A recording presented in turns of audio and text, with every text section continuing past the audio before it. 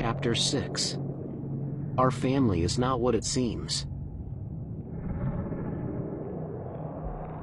Making cryptids? My mind reeled. How did somebody make a cryptid? What the fuck was our grandma doing? I brought a hand to my forehead, wincing as memories hit me like a cement truck.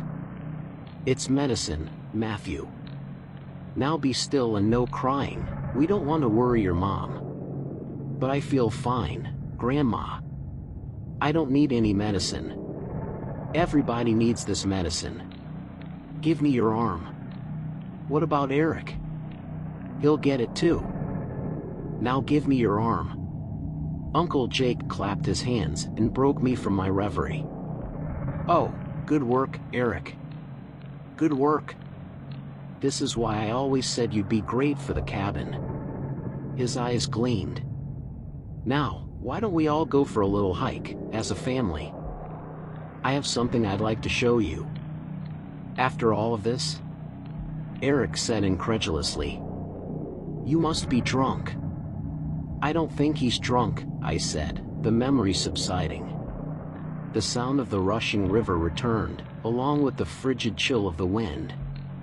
Why were these memories so invasive? So vivid? I shook the thought away. I needed to get us out of this situation first.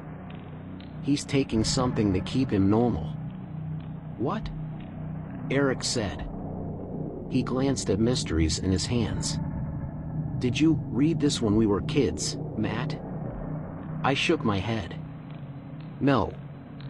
I was never the reader between us, was I?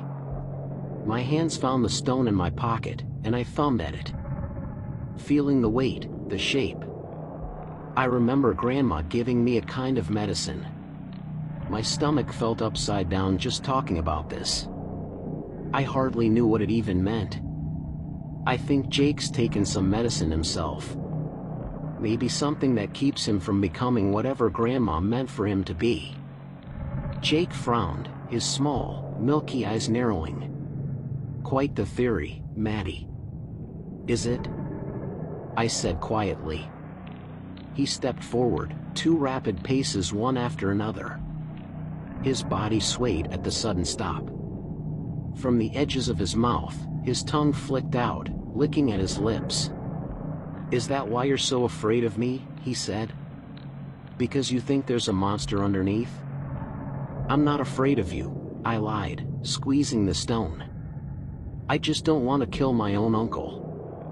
Jake let loose a howling laugh. Matt, Eric said, stepping closer to me. I don't think we should be provoking him. Too late for that, I thought. Jake was here to finish something and it involved us. I wasn't interested in letting him see it through. Tell you what, Uncle, I said, stepping forward. His eyes darted from my striding feet to my face. He looked offended that I'd even consider myself in the same league as him. Walk away right now, and I won't fucking murder you. His shoulders thrust back, and his head jerked forward. His milk-white eyes bulged. Murder me, he said in a voice that was beginning to sound nothing like his own. Does your therapist know you're delusional? His entire body tremored, his feet stumbling in an effort to stay upright. Something's happening, Eric said seriously. Now cut it out, Matt. A lot was happening. More would be happening soon, I could guarantee that. Now come at me, dear uncle. Give me an opening. My therapist thinks I've got the right idea, actually. That my family is a bunch of hillbilly trash. I am, Jake said, dropping to a knee and snarling. A product of progress. Whatever he had taken to keep him level, his emotions were throwing it out of whack. Show me, I said, doing my best to keep my voice level. With a growl he launched himself toward me, his catatonic limbs flying about, slaves to his own momentum. I took a step backward, steadying myself on my rear leg while I pulled out the stone with my good hand.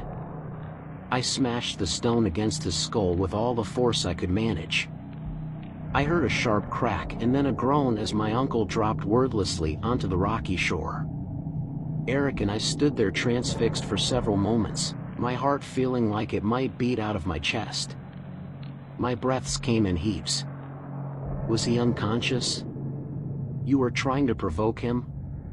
Eric said, stepping carefully around the other side of Jake's unmoving body. I nodded. Yeah. Now let's make sure he stays down. I lifted the rock in my hand, ready to bash my uncle's skull to fucking pulp. Eric pushed me away. What the hell, he said. You can't kill him, Matt. I can't kill him. I did my best not to punch Eric square in the jaw. Look around you, man. We're fucked out here. You think Jake's a friend of ours? That he's gonna help us down the mountain? I took a few steps away, running a stressed hand through my long hair. What do you think happens when he wakes up, huh? You think he just calls it a day and lets us go? I don't know, Eric stuttered. But I know we're not murderers. We're not, like him. His eyes drifted to Jake's unmoving body, his expression torn. If we do that, how are we any better? I stomped toward him and grabbed him roughly by his shirt. How are we any better? I growled. How about we're better because we didn't lure two nephews out here to try and get them to become fucking Draculas? How about we're better because we didn't give two kids a lifetime of trauma? Eric was silent, his eyes wet behind his glasses. I let my hand fall from his shirt and turned my attention to Jake. His eyes were closed, but after what I'd seen in him earlier, I didn't trust him to stay out for much longer. Something was trying to break free of him. Something horrible. I ran a thumb along the stone, biting my lip, weighing my options. Matt, Eric said, his hand on my shoulder, voice cracking. We have so many good memories with Uncle Jake.